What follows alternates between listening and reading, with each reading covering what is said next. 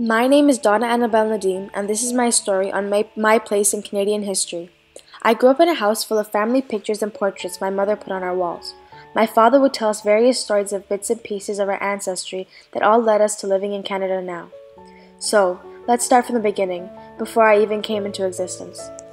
My mother's family is mostly from Iran, and during the start of World War II, the Allies demanded that Iran remove German nationals, fearing that they might be Nazi spies or harm British-owned oil facilities, but Raza Shah refused. The British were worried by this and gave Raza Shah a final warning to remove German workers, but again, he refused. In August 1941, the British and Soviet troops invaded Iran and abdicated Raza Shah from his throne and replaced him with Mohammad Raza Shah, who was willing to work with them. They soon became known as the Bridge of Victory. Iran's geographical position was important to the Allies because it proved a blue water supply route to the Soviet Union, which was known as the Persian Corridor.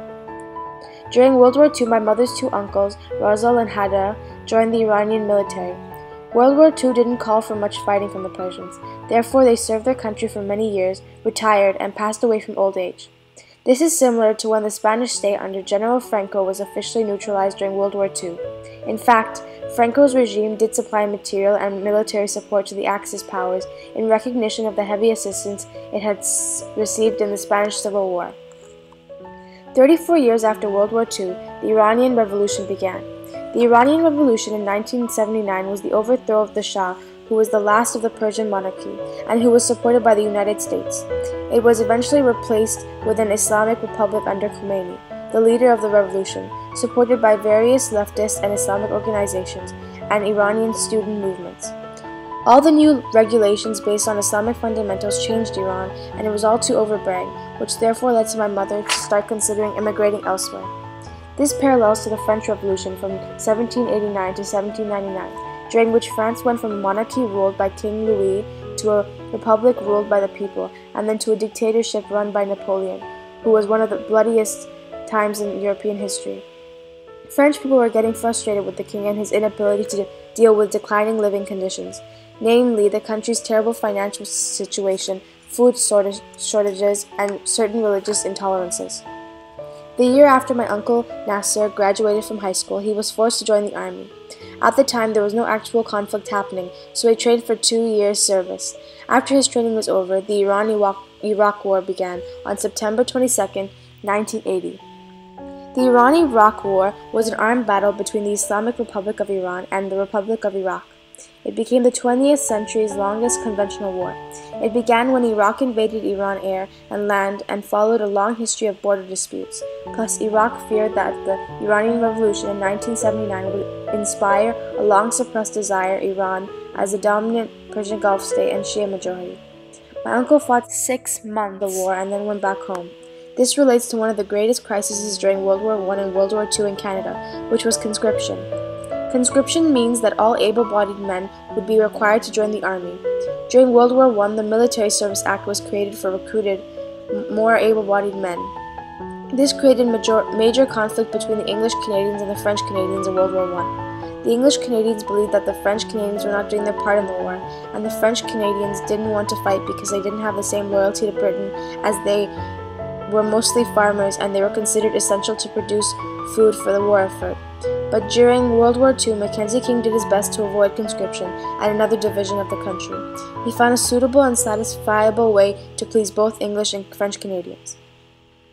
My father's family is mainly from Pakistan, and in 1989, the Soviet-Afghan War began. The Soviet-Afghan War had changed majority of Pakistan's societal norms from moderate liberal to religious fundamental Islamic. The Soviet-Afghanistan War was fought between Afghanistan rebels called the Mujahid and the Soviet-supported Afghanistan government. The United States supported the Afghanistan rebels in order to try and overthrow the communist government and to prevent the spread of communism. This also created poverty due to the prolonged war. Many Afghan refugees and Pakistan was financially scarce. This factored fragmentally into my father's decision to migrate from Pakistan, but what majorly factored was that he got good job opportunities outside of Pakistan due to his high level of degrees and insurance fellowships from England. This event relates to the Vietnam War, which happened between 1945 and 1954, and the Vietnamese waged an anti-colonial war against France, which received $2.6 billion in financial support from the United States. The French defeat at the Dien Bien Phu was followed by a peace conference in Geneva. As a result of the conference, Cambodia and Vietnam received their independence, and Vietnam was temporarily divided between an anti-communist South and a communist North. In 1991, my uncle, a medical doctor, came to the United States along with many other foreign doctors. In those days, there was an acute shortage of medical doctors in the United States. Also, there was an increased patient load to deal with the AIDS patients. 1 million people in the United States were HIV positive, and more than 36,000 Americans died. My uncle immigrating to North America was a sort of inspiration to a lot of my father's other siblings to consider migrating elsewhere. This relates in comparison to the Spanish influenza epidemic, uniquely lethal in attacking young, healthy bodies, and it killed at least 50,000 Canadians. The flu spread through bodily fluids and moved quickly through the population. The flu presented itself through fatigue and cough, but quickly attacked the body, creating mucus buildup in the lungs that could not be expelled.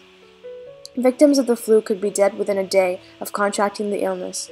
Soldiers who had survived the fighting overseas only to succumb to illness once in Canada, and thousands of family members who welcomed them home but perished soon after their arrival. The epidemic led directly to the formation of the Federal Department of Health in 1919. In September of 1994, my father accepted a job in Abu Dhabi as an assistant manager in fire insurance, and in September 1995, my mother accepted a job in the same company in the life and medical insurance department. They met there, and on March 2, 1998, they got married. During September of 1996, my father applied for a permanent resident visa as a skilled worker in Canada as an insurance underwriter. My parents had considered other countries such as America, Australia, Norway, England, and New Zealand, but Canada was where he got the better job. Due to his high level of professional degrees and that his fellowship was from England, he was able to score higher on the point system. If you score 67 or higher, you were qualified. My father scored an 83 out of 100. In March 1997, he got his permanent residence visa and had 1 year to move to Canada. In March 1998, he moved to Canada, and on September 1998, my mum joined him. She was sponsored by him because sponsoring took less time than applying for a visa. The point system in 1978 judged immigrants on qualifications such as language and skill. This was Canada's way of removing all discrimination and prejudice because of Canada's role in diplomatic mediation and international peacekeeping. Changes were made to the Immigration Act to promote Canada's economic, cultural, and social goals. My parents settled in Canada pretty well because they could both speak English fluently and had some family and family friends in Canada to help them out. The only thing my dad had to get some getting used to was the snow. On June 20th, 1999, I was born in Etobicoke General Hospital, and during that time, the Y2K theory was becoming an international issue. Y2K was a theory that because computers only counted the last 2 digits of a number, they didn't know the difference between 2000 or 1900. It was assumed that this would cause various problems with dates and finances, and would cause a big mess. People were panicking and saying that when 2000 rolled around, all the computers would crash. The nuclear bombs would go off, water purification plants, power generators, airplane, navigational gear, banks, insurance companies, and whole governments would fall. 18 months later, after we all survived the supposed computer crash, and my brother Daniel Zachary Nadim was born in Credit Valley Hospital. And in October 2003, my dad got transferred back to Abu Dhabi as the manager of international business.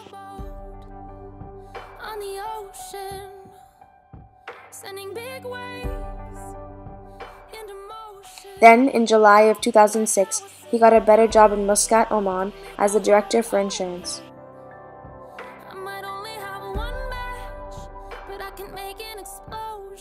And again, in April 2008, he got transferred to Dubai as vice president for insurance.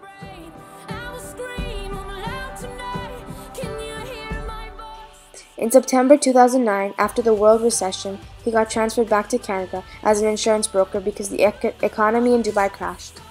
Coming back to Canada was another enlightening experience for my family. We have traveled a lot together and continue to do so, but for now, Canada is our home and native land.